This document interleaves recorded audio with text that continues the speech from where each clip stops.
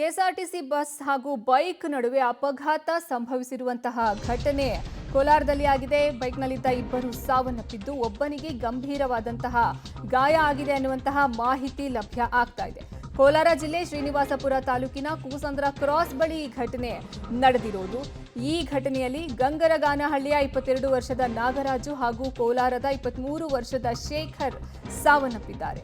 ಗೌನಿಪಲ್ಲಿ police ಠಾಣಾ ವ್ಯಾಪ್ತಿಯಲ್ಲಿ ಈ ಘಟನೆ ಆಗಿರೋದು. ಕೆಎಸ್ಆರ್ಟಿಸಿ ಬಸ್ ಹಾಗೂ ಬೈಕ್ ನಡುವೆ ಡಿಕ್ಕಿ ಸಂಭವಿಸಿ ಅಪಘಾತ ಆಗಿದೆ. ಈ ಅಪಘಾತದಲ್ಲಿ ಇಬ್ಬರು ಮೃತಪಟ್ಟಿದ್ದಾರೆ ಹಾಗೂ ಒಬ್ಬರಿಗೆ ಗಂಭೀರವಾದಂತಹ ಗಾಯ ಆಗಿದೆ ಅನ್ನುವಂತಹ ಮಾಹಿತಿ ಲಭ್ಯ ಆಗ್ತಾ ಇದೆ. ಕೋಲಾರದ ಶ್ರೀನಿವಾಸಪುರದಲ್ಲಿ ನಡೆದಿರುವಂತಹ ಘಟನೆ ಇದು.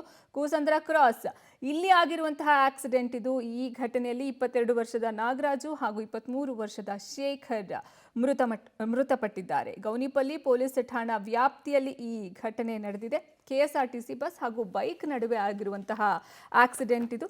ಈ ಆಕ್ಸಿಡೆಂಟ್ನಲ್ಲಿ ಬೈಕ್ನಲ್ಲಿ ಇದ್ದಂತಹ ಇಬ್ಬರು ಸಹ ಸಾವನ್ನಪ್ಪಿದ್ದಾರೆ.